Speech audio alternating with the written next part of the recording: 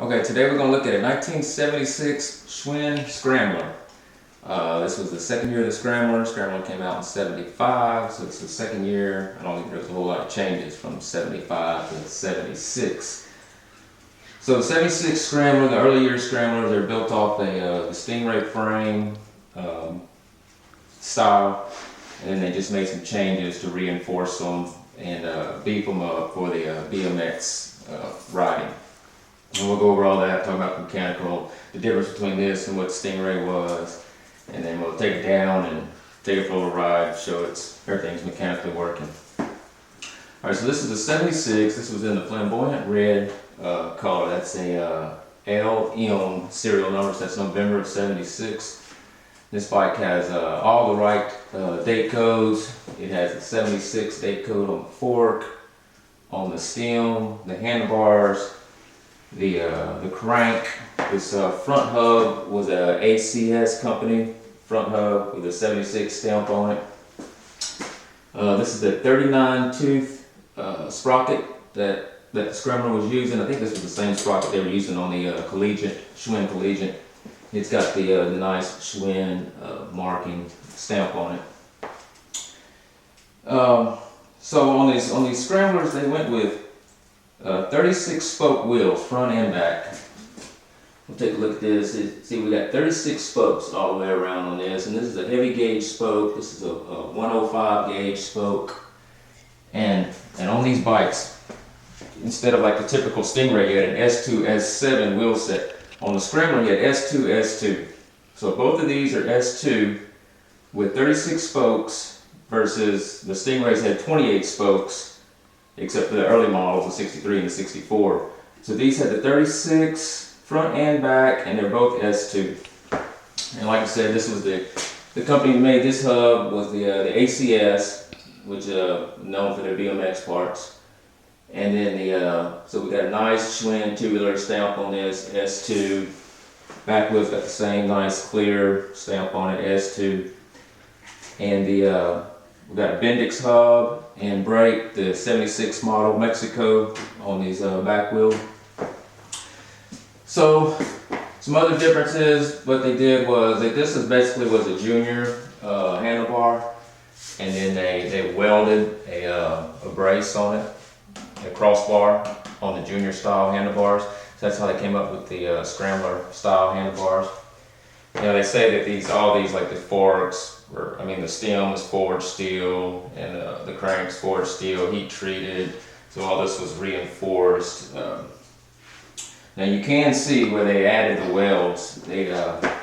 On these bikes, they added extra welds versus the Stingray. So they added welds here, right by the seat post. You can see them down here.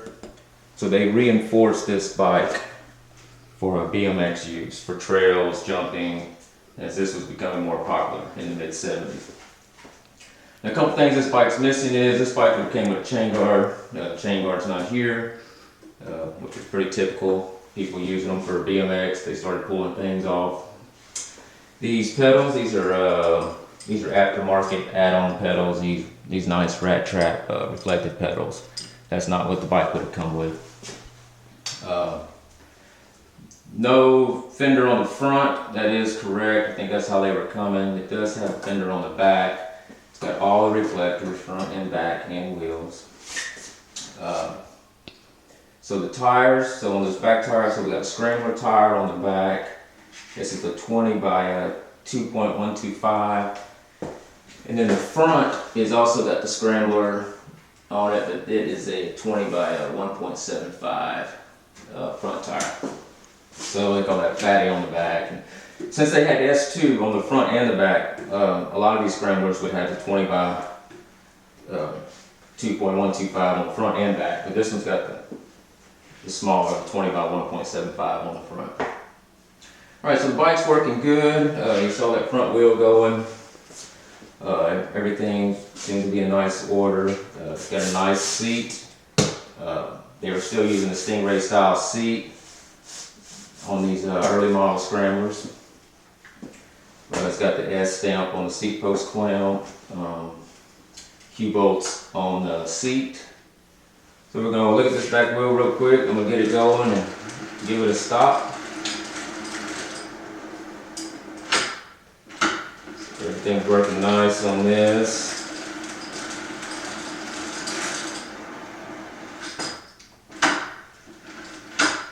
It does have noted flaws on it. It does have typical scrapes and scratches throughout the paint. Nothing looks too bad on it. The decal on the opposite side, which we'll show that when we take it down, is damaged. It's missing a little bit on this side. The quality seal kind of has a damage on it too. It's missing a little bit. It does have the correct Hunt Wild USA grips on this bike. The seat does have a little rough spot on the opposite side. We'll try to show that when we take it down also. Other than that, the bike, besides the chain guard missing, wrong pedals, everything looks correct on the bike. We got all correct date codes. Bike's mechanically sound. It's got a good set of tires on it. So we'll take it down and take it for a little ride, and hope to give everybody more confidence on their bidding.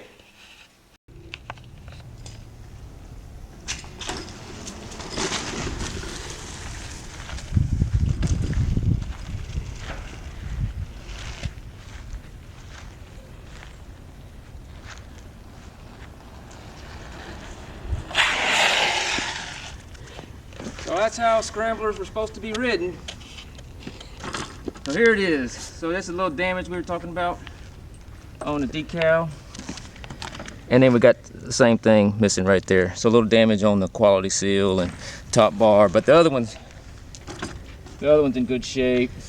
And then just a little damage on that one. And then damage on that seat that we were talking about. You see it right there. It's a little dry spot right there on the edge. And then the only thing else I'd want to point out is, so someone has cut the sissy bar, which I think was pretty typical when you got to riding the trails. You didn't want all that extra bar hanging down. So this is it, about as max that seat's gonna go up. Sitting at about 28 inches. So it's a little bit low. I would have wanted a little bit higher, but I don't know what you're gonna want to do with it, but that's it. So you don't have, but well, you got about another inch you could come up with it. But so other than that, man, this bike's riding great. Like I said, it was built for abuse, built to take it, and that's a bulletproof frame there. So good luck on your bidding, and thanks for the interest.